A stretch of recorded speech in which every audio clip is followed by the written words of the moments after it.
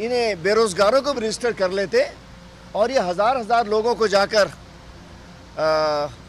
کیا کہنا ہزار لوگوں کو جا کر اکٹھے کرنا یہ کرمنل ہے.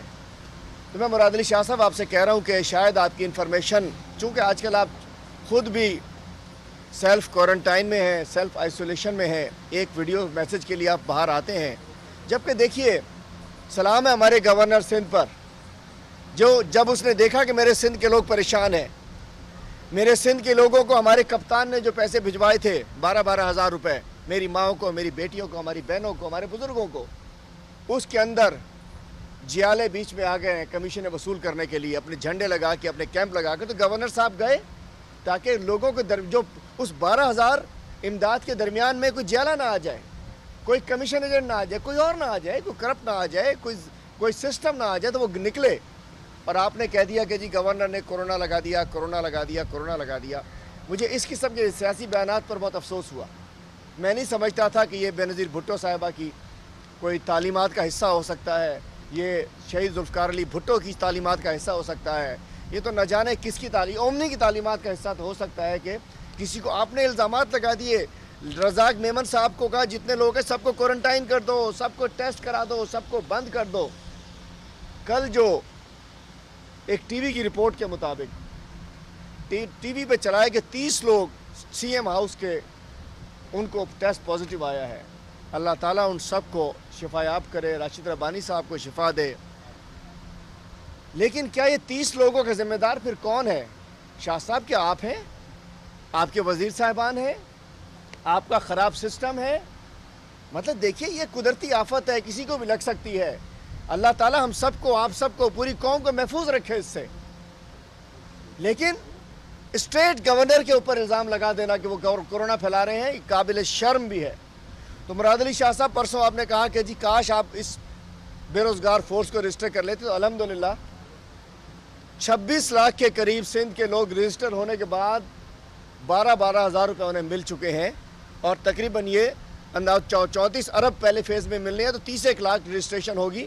ملک میں تو 1 کروڑ 20 لاکھ ہونی ہے. تو برائے کرم آپ گلا کہتے تھے کہ ہم تو 20 لاکھ راشن دینا چاہتے ہیں، ہم تو 20 لاکھ راشن دینا چاہتے ہیں، ہمیں ڈیٹا نہیں ملا. تو شاہ صاحب آپ میں سے کوئی صحافی بھائی وہ پریس کانفرنس کرے تو چاند بھائی آپ جو صحافی ہوں ذرا سوال کر دیجئے گا کہ حلیم عادل شیخ نے کہا ہے کہ ڈیٹا موجود ہے 26 لاکھ کا. آج بھی ایک سنگل کلک کے اوپر آپ راشن دینے والے بنے، 26 لاکھ کا ڈیٹا ہم دینے کو تیار ہیں. آپ نے جو کہا کہ ہمارے پاس ڈیٹا نہیں ہے، نہیں تو ہم راشن ضرور دیتے. تو شاہ صاحب آپ راشن دینے والے بنیے. 26 لاکھ کا ڈیٹا تو احساس میں موجود ہے، سنگل کلک پر موجود ہے. اب بھاشن دینا بند کر دیجئے، راشن دیجئے. بھاشن سے پیٹ نہیں بھرے گا، راشن سے پیٹ بھرے گا. اور یہ کلیم کہ ہم آپ کو ڈیٹا نہیں دے رہے، تو ڈیٹا موجود ہے. تو برائے کرم نہ ٹائیگر فورس کو ہٹ کیجئے، نہ ان غریبوں کو ہٹ کیجئے.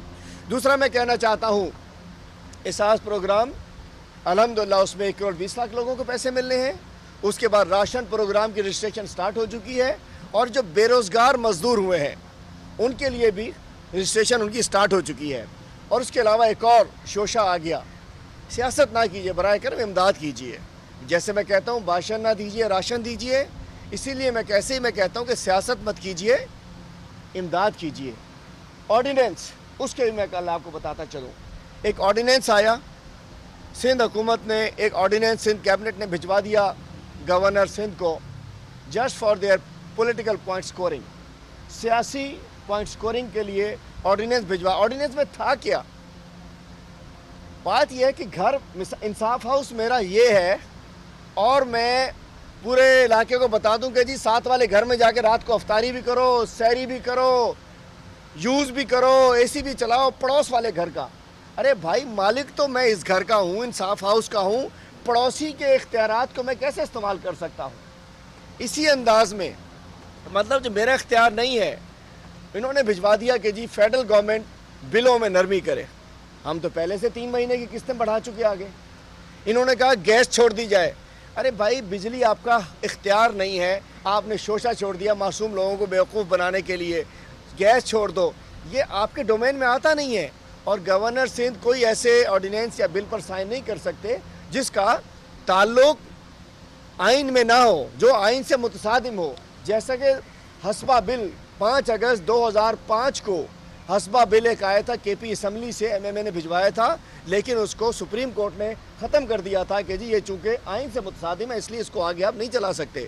اس کے علاوہ انہوں نے کہہ دیا مالک مکان کرایہ نہ لے, بہت اچھی بات ہے, لیکن ذرا مالک مکان کو آپ نے کچھ دیا کیا؟ مطلب کہتے ہیں نا نانا جی کی فاتحہ حلوائی کی دکان, بیگانے کی شادی میں عبداللہ دیوانہ. آپ کا واسطہ نہیں, نہ آپ کا لینا نہ دینا. اس کے بعد آپ نے کہا فیکٹری اونرز روزگار سے نہ نکالیں. بالکل اچھا کیا, لیکن بھائی کہنے سے کچھ نہیں ہوتا, آپ نے خود کیا کیا؟ یہ بھی فیڈرل گورنمنٹ کر چکی, اسٹیٹ بینک ان کو لون اناؤنس کر چکی, اسٹیٹ 1200 ارب کا پیکج دیا ہے جس میں غریبوں کے 144 ارب سے لے کے factory owners, industries, construction industry تمام کے لیے بینیفٹس دیے ہیں. وہ ہمارے کپتان نے دیے ہیں. آپ نے کہہ دیا اس قسم کا آرڈیننس. اچھا دوسرا پانی کی آپ نے بات کی ہے تو میں کہتا ہوں فوری طور پر پانی آپ کے اختیار میں ہے. اول تو پانی ہے ہی نہیں آج کل, پورے سندھ میں نہیں ہے, شہر کراچی میں نہیں ہے, حیدرآباد میں نہیں ہے, لاڑکانہ میں نہیں ہے, تھرپارکر میں نہیں ہے. تو پانی ایک آپ کے اختیار میں تھا, آرڈیننس کر کے ایک ٹوپی ڈرامہ کیا گیا. آرڈیننس گورنر صاحب کو بھیج کر ایک سیاسی پوائنٹ سکورنگ کے لیے بات کی گئی. دیکھیں شاہ صاحب, میں آج پھر کہہ رہا ہوں, ہم آپ کے ساتھ پرسوں کی پریس کانفرنس پہ میں آپ کے خلاف اس قسم کی باتیں نہیں کرنا چاہ رہا جو آپ ہمارے خلاف کر دیتے ہیں. ہم آپ کے ساتھ چلنے کو تیار ہیں, لیکن اپنی نیت بھی ٹھیک رکھیں, اپنے طریقہ کار بھی ٹھیک رکھیں. اور دوسرا میں بات کہنا چاہتا ہوں, ہاسپٹلس کی بات چلی کل ایک بڑی زبردست. سب سے پہلے تو میں جس انداز سے ایک چینل کے خلاف کراچی کی سڑکوں کے اوپر کراچی میں ایک پیڈ لوگوں سے چوکنگ کرائی گئی, اور سعید غنی صاحب نے جو گندی زبان استعمال کی, اگر آج ARY کے خلاف کی گئی ہے تو کل کسی بھی چینل کے خلاف ہو سکتی ہے, غلط ہے. میں کہتا ہوں کہ آئینہ ان کو دکھایا تو برا مان گئے, یا دوسرا کہتے ہیں چور کی داڑھی میں تنکا. ایشو بتایا انہوں نے کہ جی کیا اگر کسی چینل نے آپ سے کہہ دیا کہ 5,500 ارب کا بجٹ آپ کے پاس آیا پچھلے 8 سال میں 18ویں ترمیم کے بعد, 5.5 خرب کا بجٹ, آپ نے کیا کیا؟ آپ نے کیا کیا؟ سندھ کے لوگوں کو 1000 سے زیادہ لوگوں کو آپ نے ایڈس لگا دی, 1.5 لاکھ سے کے قریب 1,46,000 لوگوں کو کتوں سے کٹوا دیا, بڑی تعداد میں بچے جان دے گئے. آپ نے دیکھا 3 دن پہلے بھی ذیشان, اس سے پہلے احسان, اس سے پہلے یہ تمام معصوم بچے, بڑے بچیاں, کتوں نے بھموڑ ڈالا اس کو. آج سے 2 روز پہلے ٹھٹھا میں ایک بچی کو سانپ نے کاٹا, سنیک کی ویکسین نہیں ملی. اچھا بھائی آپ کا عجب فارمولہ ہے, کورونا کے خلاف تو آپ چیمپئن بن گئے, کووڈ-19 کے آپ سمجھتے ہیں کہ آپ WHO سے بھی زیادہ آپ ایتھرائز بندے ہو گئے. مطلب کتوں کو ریبیز کے ویکسین نہیں دیں گے, کورونا ختم کر سکتے ہیں. ایڈز سے نہیں بچائیں گے, کورونا ہم ختم کر سکتے ہیں. تھرپارکر میں بھوک سے نہیں بچائیں گے, کورونا ہم ختم کر سکتے ہیں. ہیپیٹائٹس کے ہم نہیں بچا سکتے, کورونا ہم ختم کر سکتے ہیں. مطلب ہر کام آپ نہیں کر سکتے, کورونا کے اب ایکسپرٹ ہو گئے. اسی لیے ہم کہتے ہیں ہمیں کچھ سازش کی بو آتی ہے. اب عذرا پیچو صاحبہ انہیں اپنی ہیلپ لائن یا تو 2 نمبر 6 کروڑ کا صوبہ, اتنی آپ کی نااہلی کہ آپ نے 2920 کو ایک موبائل کا نمبر دے دیا. 3 نمبر 6 کروڑ کی آبادی کے صوبے میں, اگر آپ سیریس ہوتے آپ کو ہیلپ لائن دینی چاہیے تھی, 1122 1155. مطلب کوئی فری کال کر سکتا. آپ نے لوگوں کو لاک ڈاؤن میں ڈال دیا, گھروں میں ان کے پاس پیکج فونوں میں ہے نہیں, آپ کو فری آف کاسٹ کو دینا چاہیے تھا. 3 نمبر دے کے اپنی آپ جان چھوڑا کے بیٹھ گئے ہیں. ہاسپٹل کی بات کرنا چاہتا ہوں, ڈاکٹر فرقان شہید, ایک وہ ڈاکٹر راجیش یا پتہ نہیں کون ہے سول ہاسپٹل کے, اس کے اوپر ڈال کر جان نہیں چھڑائی جا سکتی. وزیر اعلیٰ صاحب اس کا جواب آپ کو دینا پڑے گا, آپ کی وزیر صاحبہ کو دینا پڑے گا. ڈاکٹر فرقان کی شہادت آپ کے سسٹم کی ناکامی ہے, آپ کی ناکامی ہے, آپ کی نااہلی ہے. ایک طرف مرتضیٰ وہاب صاحب, میری فیگرز کیا ہیں کہ کراچی میں 304 پرائیویٹ سیکٹر کے وینٹیلیٹرز ہیں, یہ سندھ سرکار کی, سندھ گورنمنٹ کی فیگرز ہیں. پورے سندھ میں 384 پبلک سیکٹر کے وینٹیلیٹرز ہیں.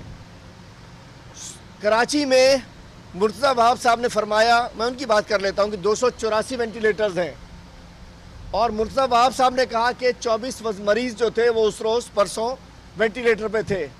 284 میں سے 24 نکال دیں, 260 وینٹیلیٹرز خالی تھے. तो फिर एक वेंटिलेटर डॉक्टर फुरकान शहीद को क्यों नहीं मिला? अक्सर हम टेलीफोन वॉइस कॉल्स आ रही हैं, वीडियो कॉल्स, वो वॉइस मैसेजेस आ रहे हैं कि जी हमने इधर फ़ोन किया। इंडस तो पता नहीं। डॉक्टर साहब से मैं कहता हूँ, बारी साहब आपने बड़ी नेकनामी कमाई, खुदा के लिए चंद करोड़ चंद अरबों के लिए हुकूमत के स्पोक्समैन ना बने, जाइए अपने सिस्टम को देखिए, इंडस में जाइए अपने सिस्टम को देखिए कि लोगों को वेंटिलेटर्स मिल रहे हैं नहीं मिल रहे, लोगों को फ़ोन पर वेलकम किया जा रहा है नहीं किया जा रहा। चंद करोड़ हुकूमत ने क्या दे दिए, अरबों की कमेटी का आपको इंचार्ज क्या बना दिया, डेली आप टीवी के ऊपर बैठे हुए हैं और लोगों को गुमराह कर रहे हैं। मैं कहता हूँ डॉक्टर साहिबान से, डॉक्टर साहिबान हमारे फ्रंट लाइन फाइटर्स हैं, हमारे हीरोज़ हैं, सलाम करता हूँ डॉक्टर साहिबान को। लेकिन कुछ सियासी डॉक्टर्स जो कहते हैं कुछ ना खोलो कुछ ना खोलो कुछ ना खोलो।